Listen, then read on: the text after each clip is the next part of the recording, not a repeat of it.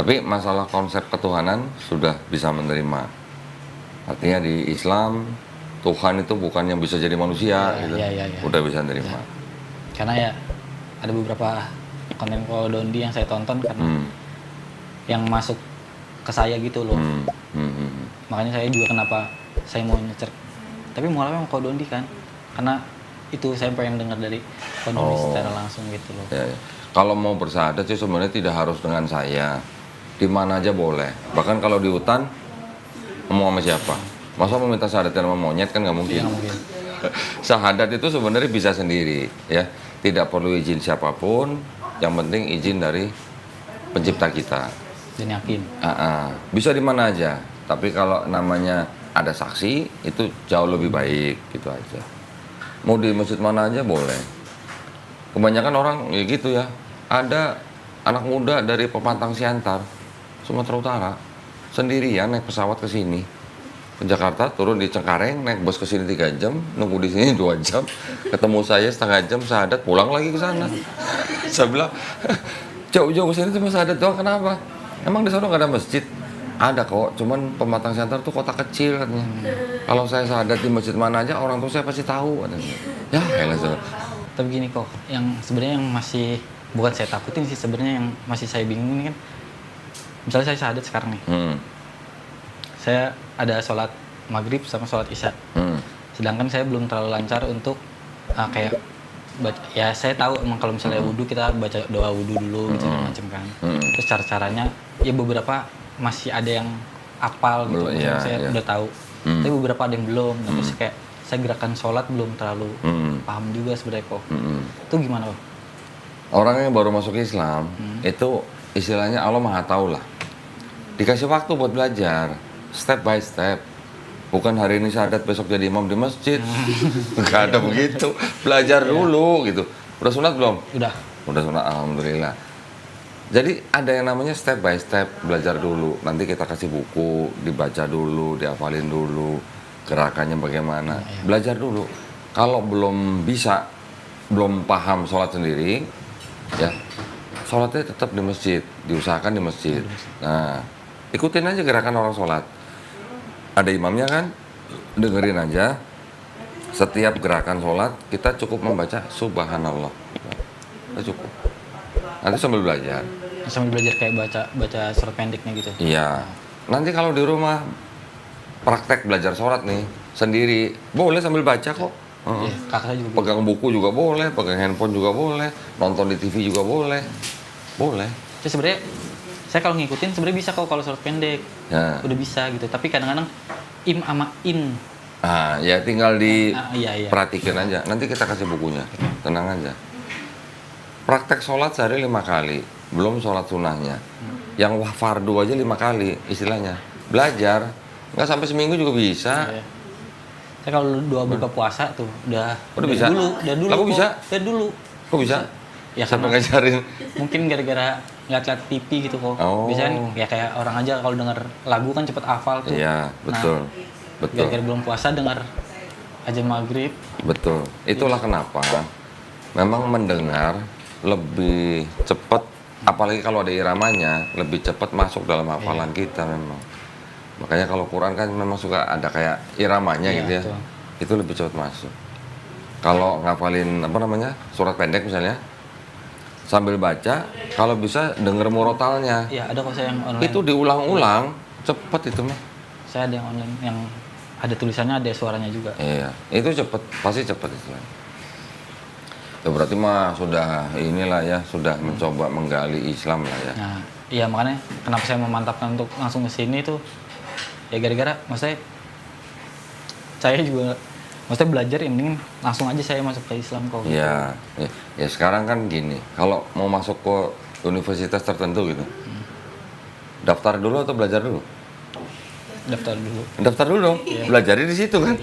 Nah, jadi kalau mau masuk Islam ya daftar dulu gitu, baru belajar. Biar dapat pahala juga saya. Ya? Biar dapat pahala juga. Iya, kan sayang ya, sudah praktek tapi nggak ada pahalanya ya.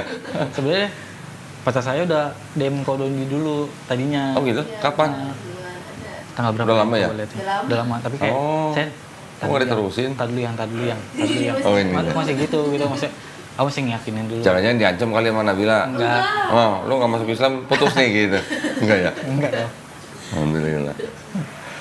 Ya alhamdulillah. Belajar step by step. Apalagi gini ya. Ya ini sih mungkin pendapat aja ya. Orang yang baru masuk Islam, istilahnya itu masih ada yang namanya grace period lah.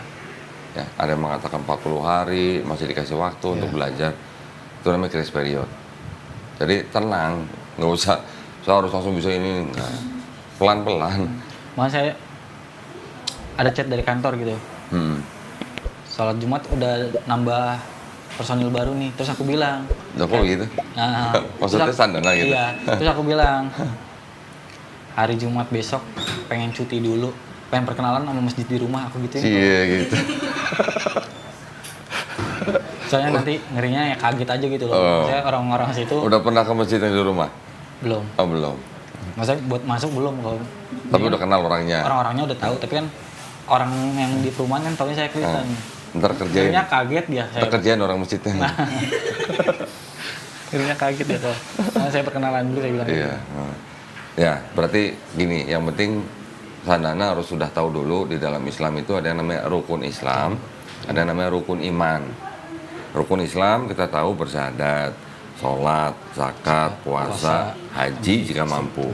Yang jika mampu hajinya ya, bukan yang sholat puasanya. Nanti ada yang namanya rukun iman. Apa yang harus kita imani? Pertama kita beriman kepada Allah Subhanahu wa taala, beriman kepada malaikat-malaikatnya, beriman kepada kitab-kitabnya, beriman kepada nabi-nabinya, beriman kepada hari akhir, kiamat, dan terakhir beriman kepada qada dan qadar. Qada dan qadar itu adalah takdir. Takdir itu ada takdir yang mutlak, ada takdir yang kita usahakan. Orang tuanya suku apa? Jawa. Jawa. Kalau ibu Kemayoran. Hah? Ibu Kemayoran, ayah Jawa. Kemayoran Jakarta? Iya. Oh Betawi? Iya. Tapi sebenarnya nenek tuh orang Aceh. Oh, oke. Nah, sekarang gini, Sandana sebagai manusia bisa nggak milih untuk lahir jadi orang Betawi gitu kan?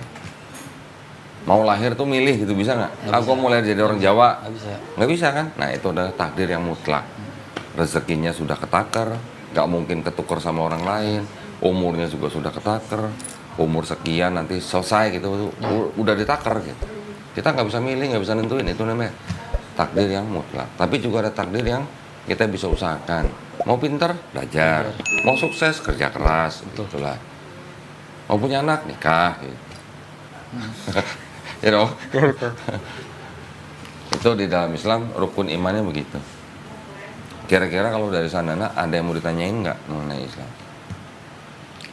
Sebenarnya saya masih rancu sama apa itu makruh. Makhluk. Makruh. Oh makruh. Makruh itu kalau dikerjakan tidak dosa, tidak dikerjakan juga tidak berpahala, jadi nggak apa-apa gitu. Ya enggak, maksudnya ini nggak apa-apa enggak sih kalau saya ngomong gini? Maksudnya Nggak apa-apa kenapa? karena ya kenapa kalau misalkan begitu kenapa bilang aja nggak boleh gitu? Oh, enggak enggak begitu. gitu ya? Contoh gini misalnya, contoh nih ya. Nah, Kalau ke masjid misalnya, kita sholat, ya. tapi kita orangnya doyan makan pete nih. Kalau kita ke masjid sholat, ya kan pasti ada yang kita ucapkan di dalam gerakan sholat. Kalau kita lagi ngomong kanan kiri bawa pete gimana? Nah itu makruh namanya. Tapi itu makruh untuk orang yang makan pete apa? Makruh orang yang Untuk orang yang makan petenya dong, bukan untuk orang yang nggak makan pete. Untuk orang yang makan petenya makruh. Jadi sebaiknya tidak mengganggu orang lain. Gitu. Tujuannya itu sebenarnya. Ya sebenarnya emang. Tapi bukan berdosa, nggak berdosa. Cuman kan nyebelin gitu orang lagi begini bawa pete gitu. Ya kemarin saya perumpamanya mungkin kayak kurang masuk gitu kok. Makanya kayak gitu. Tapi kan tahunya mendingan ya udah nggak boleh aja dong daripada begitu gitu. Enggak juga. Dulu saya ngomong kayak gitu. Ya. Karena belum dapat penjelasan yang benar-benar Dengan contoh. dengan contoh yang sekiranya oh gitu. Iya. Ya, sebel nggak kira-kira kalau sebelahnya orang yang bawa pete gitu? Ya berisik, misalnya kita sholat biasa kan katanya nih kalau misalnya kita yang puasa apa, sholat apa? Puasa apa? Kalau habis tarawih gitu. Anak-anak kecil itu pada bercanda, pada berisik gitu. Kadang-kadang kan orang-orang yang sholat pengennya bener jadi risih kan, gitu. Berarti anak kecilnya itu yang makruh kok. Kalau saya belum pernah denger sih kalau yang berisik gitu terhukum makruh belum pernah denger. Tapi kalau anak-anak itu ya istilahnya gimana ya? Itu mah tinggal tergantung orang tuanya sih harusnya. Tetapi kadang-kadang dulu waktu gue jadi orang Kristen juga begitu. Oh iya. Berisik banget sih gitu. Apalagi dulu rumah saya dekat masjid. Oh iya. Dekat banget sama Kalau masjid. saya sebenarnya bukan ya karena saya nggak ke masjid ya. Iya. Mungkin karena kayak depan rumah gitu jadi berisik dia gitu. Iya, Ini memang. bukannya sholat malah berisik nih. Ya namanya anak-anak. Iya, iya. Kadang-kadang kalau anak-anak kan kita juga gimana ya? Kalau orang Jawa bilang nggak bisa maido, tahu nggak maido? Nggak tahu. Nggak bisa ngomel, nggak bisa Oh, iya, iya. ya.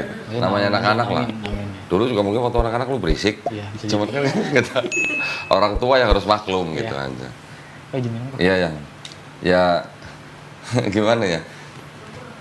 Nggak bisa, ya itulah nggak bisa kita ngomel dengan anak-anak yang seperti itu, apalagi ketemu dengan teman-teman yang seumuran, ya pasti mereka begitu. Dan ini Tapi maksud saya gini, ketika kita melihat sesuatu yang kelihatannya mungkin atau kedengarannya menyebalkan, sisi baiknya tuh begini, anak-anak yang mau bermain di masjid, itu juga baik buat mereka. Artinya mereka itu, supaya mereka tuh akrab dengan masjid, gitulah. Terus ketika mereka mencoba membacakan sesuatu, seperti misalnya takbiran gitu ya, Iya. kita cuma saya akhirnya cuma bisa mikirnya gini, oh apa yang mereka lakukan itu adalah keceriaan anak-anak, walaupun mungkin kedengarannya nyebelin, berisik dan segala macam, tapi apa yang mereka dalam tanda kutip kumandangkan di dalam masjid itu semuanya puji-pujian buat pencipta kita loh gitu. Yang dipuji kan pasti seneng, kenapa kita harus sebel gitu maksudnya, gitu aja. Iya kan? Nah, kadang-kadang kita hanya melihat dari sisi yang berbeda aja. Kalau yang begini kelihatannya nyebelin, coba dilihat dari sisi sini, oh ternyata ada baiknya. Gitu aja sih sebenarnya. Ya udah kalau misalnya lagi malam takbiran berisik, ya udah pergi aja ke mana gitu. Dihindari kan bisa. Misalnya kalau berisik banget.